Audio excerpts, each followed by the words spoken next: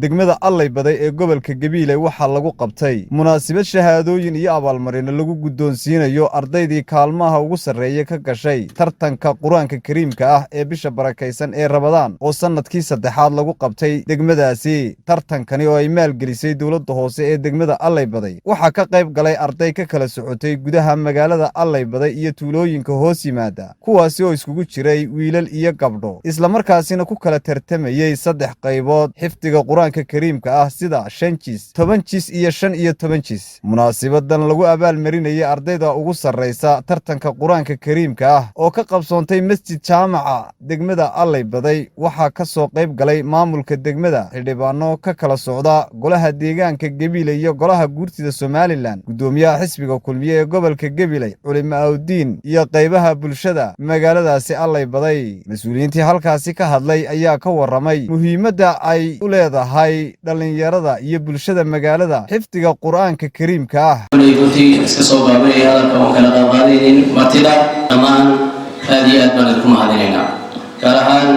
gudoomiyaha degmada khayr badan Allah siiyo. Waxaweyaan isaga ayaa markaa soo agaasimay xafladan fadhino, isaga ayaa bilaabay si uu ognahay in markaa tartanka lagu hirgalo oo uu markaa socdo, markaa sanadkii saddexaad u socda. Waxaweyaan kolka hore baynaan aqoonida way soognahay cida agaasimtay ee markaa hawsha waxaweyaan dhabarka u ridatay dhaqaalaha iyo dadaalka tahay. waxawey waa gudoomiyaha khayr badan Allah siiyo, isagana waxaan leenahay isagana jazaakumullahu khayral jazaa. waxaweyaan dadkeena mustamiiciinta ama markaa fadhiya waxaweyaan waxaan leeyahay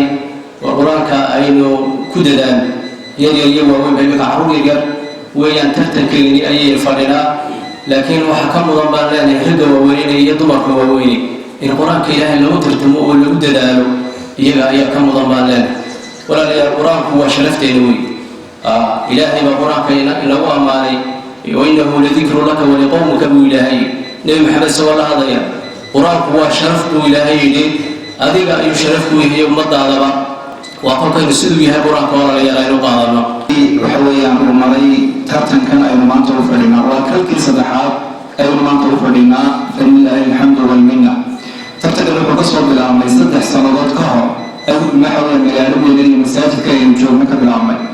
maalinkaas uu bilaabmay waxaa lagu tartamayey 5 jus iyo 3 jus baa lagu tartamay. maantana waxaa lagu tartamayaa 15 jus iyo 10 jus iyo 5 jus baa lagu tartamayaa. waa farxad aad iyo aad runtii u weyn, farqiga wuxuu u dhexeeyana waynu dareemi karaynaa. xaasidayna sharafteena iyo ciisadeena ku jirtaa, deegaankeena iyo beledkeena taasuu noogu barakoobaya. kaalmaha amba qaabka loo kala gelayo waxay ahayd iyadoo isku dhafan, qayb walba 3 arday baa laga soo saarayay oo 15 jis oo kale waxaa la sameynayay 3 arday u sarreeya cidda doonaya haadaan amba hablo amba inama ama isku dhex jiraan. sidoo kale 10 jis iyo 5 jisba qaabkaas loo soo saarayay, sidaasana loo abaalmarin doonaa. waa quraankii Ilaahay markaa ayaa halkan lagu tartamay,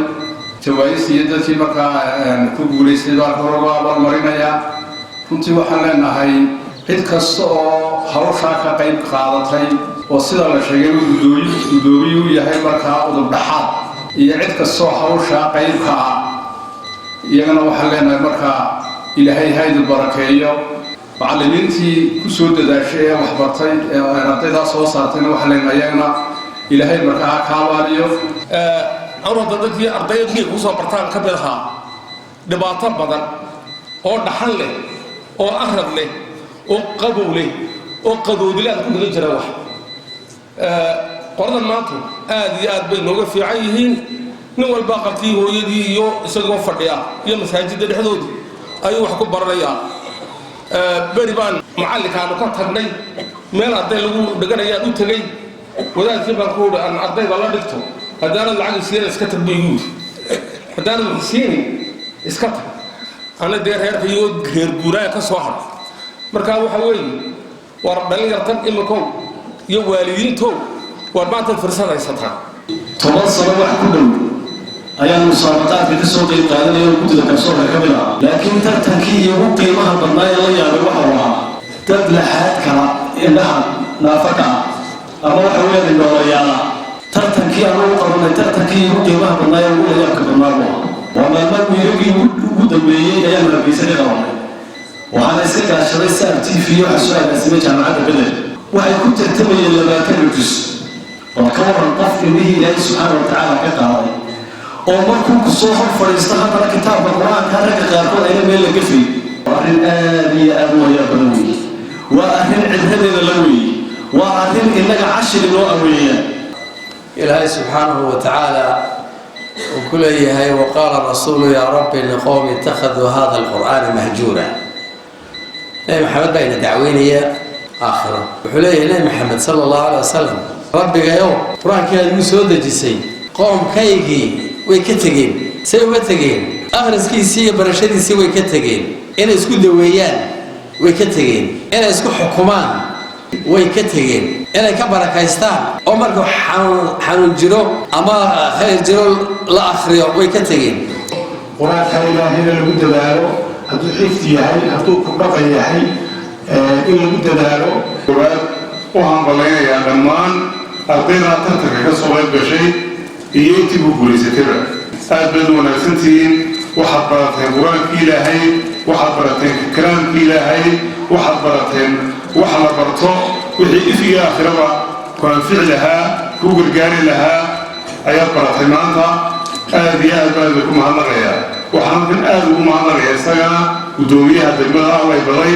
oo 3 sannadood degmada ka qabtay tartanka quraanka kariimka ah isagoo dhiirigeliyay madrasadaha iyo sidii diinta kor loogu qaadi lahaa iyo waxaan leeyahay guddoomiyaha baad maasan tahay isagoo guddoomiyaha ka maqnay inuu wax ka qabto adeegyada kale ee bulshada iyo wixii ummadda loogu xilsaaray oo loo ilmadayna ka soo baxay tiirkii ugu weynaayo diintaana gacanta ku qabtay inuu garab istaago maanta runtii iyadoo tobankii dambana lagu jiray itikaafka ugu badan waxaan ku jirnay inaan quraan akhrino waxaan u niyeysanay sida culimadu sheegtay safarkaan u soo galnay in quraanku itikaafkuna ay tahay maadaama kitaabka ilaahay tahay oo ajar laga helayo dhammaantiinna waan idinka mahad celinaynaa ilaahay waxaan ka baryaynaa inuu ehlo quraan inaga wada dhigo dhammaanteen inuu bisha ramadaan khayrkeega ilaahay na siiyo halka idinka reer Allay Baday ay tahay sanadkii saddexaad ee geedbilaadna waa sanadkii koobaad Allay Baday iyada ugu daaway marka insha Allah waxaan aad iyo aad reer Allay Baday u leeyahay waxaan iskugu iman doonaa heer gobol insha Allah hadii la qadaro iyo heer degmo heer gobol heer qaran insha Allah waxaan u mahadnaqayaa guddiga degmada Allay Baday isku xilqaantay in ay ka shaqeeyaan horumarka waxbarashada gaar ahaan quraanka guddigaasi oo iyagu shaqooyinkooda ugu yimaada sida ay u heli lahayn daayar xifdisan kalaam rabbil caalamiin cilmi wala ku dhiirigelisa ama cilmi wala ku garab siisana khayrkaasi helisa waxaan u joognaa maanta inaynu u mahadnaqno amaliyno ubadkeena qaaliga ah ee lagu tarbiyadeeyay la soo baray quraanka in iyaga u amaliyno waalidiintii ku soo tabacayna iyagana inga jazakumullah khayr wax wanaagsan baad qabateen ubadkiina aad barteen dhacabkiina baad arkaysaan dhalinyarada qaaliga ah ay noo fududee da'da yar leh ilaahay meel khayr laha mariyo culimadii soo dadaashay ee soo ag joogtay ee intaa quraanka soo baraysana xasan yaa jira biyahay ajru ilaahay hasiyo guddoomiyaha degmada oo isaguna wax weyn soo diray runtii oo soo ag taagnaa intaa tartanku socday tirada ardayda ka qayb gashay tartankan waa 40 arday 25 ka mid waa wiilal 15 ka midina waa haween ama waa gabdho tirada guud ee ka qayb gashay waa 40 marka laga yimaado maanta waxay nagala qayb galay degmada Allay Baday waxaa ka qayb galay 3 madrasadood iyo madrasad ka timiday madarka iyo madrasad ka timiday xidhinta marka tirada guud ee nagala qayb galayna halkaas waxay noqon doonaan 5 madrasadood degmada waxaa ku yaala 8 madrasadood sanadka dambe waxaynu rajaynaynaa oo deegaanada qaar ay u diyaariyeen inay ka soo qaybgeli doonaan tartankan hadduu ilaahay dhaafo gabagabadii munaasabadda waxaa abaalmarino iyo shahaadooyin la guddoonsiiyey ardaydii ugu sarraysay tartanka qur-aanka kariimka ah ee degmada Allay Baday iyadoo sidoo kalena shahaado sharaf la guddoonsiiyey guddiga arrintaasi daadihinayay Sakariya Nuux Ibraahim telefishinka CBA degmada Allay Baday ee gobolka Gabiley.